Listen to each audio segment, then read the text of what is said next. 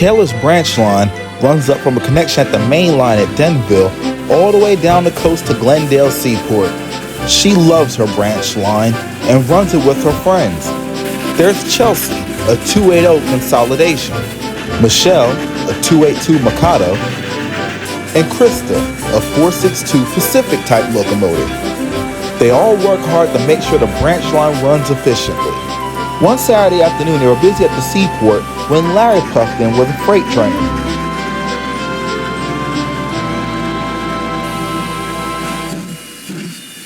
"Good job, you're right on time," congratulated Taylor. "I'm surprised I am," replied Larry. "I did have a slight delay at the junction." "What do you got on your train?" asked Chelsa. "Oh, just some goods to go on the car ferry and some grain for the grain terminal." The grain hoppers immediately caught Michelle's eye. "Are they new?" she asked. "Oh, yes, they are," Larry responded proudly. "Just came out the shop yesterday." "They look wonderful," admired Krista. "Is my return train ready?" Larry quizzed. "We haven't had a chance to get it ready," Chelsa explained. "We kind of fell behind." "We can easily sort this out," said Taylor. "I can start by taking the grain over to the grain terminal."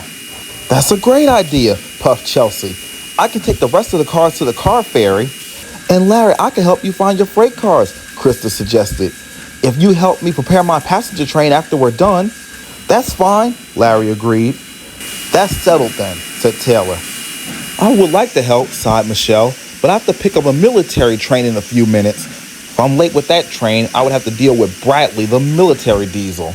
The engines then all set off to their respective jobs.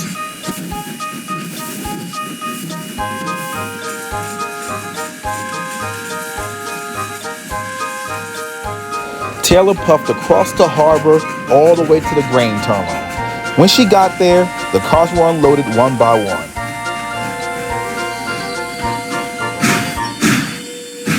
Once they were all unloaded, Taylor wanted to perform a flying switch.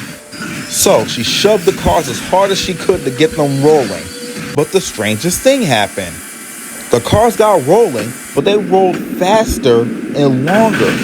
"Whoa!" Taylor cried. "I've never seen freight cars do that before." "It's probably because they're brand new," explained her driver. "Oh, the others are going to get a kick out of this," she bubbled. It wasn't long before she found Chelsa. "Chelsa, switch onto my line and push these cars as hard as you can." Chelsa was puzzled. "Why?" "You'll see," chirped Taylor.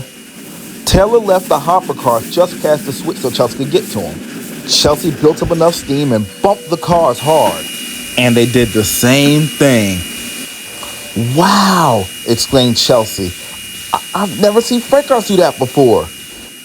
Well, Chelsa and Taylor played with the hoppers for the rest of the afternoon. They would build up steam and just let them fly down the track after coming to a stop.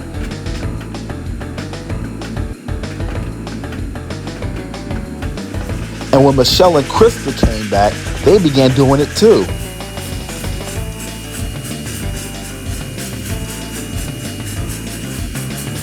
"Wow, Krista," wheezed Taylor. "That's the fastest I've ever seen them go all day." "Well, I am a Pacific," she said. "I'm built for speed, so of course they will fly faster." "Coming through," called Michelle as her hoppers came flying through. "This is the most fun I've had in a long time," Michelle said. "I know," cheered Taylor, and the girls all laughed. They were upset at nightfall when they were told to switch them into an empty train to go back to the main line. But they were happy with the fun time they did have and wished that the hoppers would come back soon. A whole week went by before Christian came in with the freight train. In his train was the brand new hoppers. Taylor and Chelsa were excited to see them again. They knew this meant another day of fun.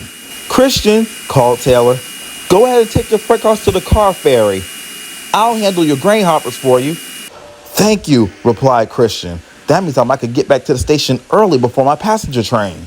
"I'll hurry up and get them unloaded," Taylor said to Chelsa. "That's where we could play with them later." "Hey, Taylor," asked Chelsa, "you think them freight cars will still roll the same way loaded, the same way they do empty?" "Well," answered Taylor, "there's only one way for us to find out. We'd have to try it." "I'll go with you," said Chelsa. Taylor and Chelsa were coupled to the hoppers. They then gave an almighty shove. And once they had got enough speed, they uncoupled from them and sent them flying. They got their answer. They rolled just as well loaded, but they didn't expect them to roll onto a completely other line. Uh-oh, gasped Taylor.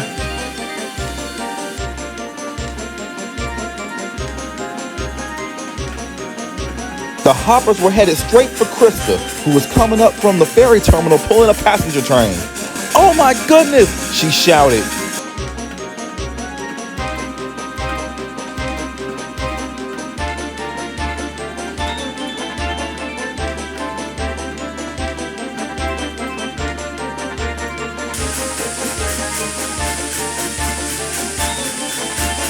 A dock worker was nearby. He saw what was about to happen and quickly threw a switch without hesitation. The runaway hoppers suddenly swerved, narrowly missing Krista, who had just stopped clear of the switch. They then rolled down a slope and with an almighty crash, hit the water.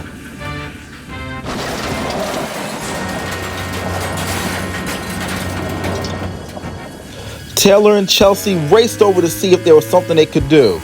But when they arrived, they saw it was already too late. "Oh, we're sorry, Krista," groaned Taylor. "It's all right," sighed Krista. "I'm just happy my passengers and crew are safe." Chelsa looked at the state of the hoppers. "We are in so much trouble," she said at last. A wreck crew was dispatched to rescue the hoppers. One of the tugboats brought over a dredger to clean up the grain that spilled onto the bottom of the harbor. Miss Caldwell spoke severely to Taylor, Michelle, Chelsa, and Krista. "I never thought I would have a conversation like this with you four of my most trusted and well-behaved engines." The girls looked ashamed. "I understand new rolling stock can be exciting," Miss Caldwell continued, "but that doesn't mean you push them around like toys.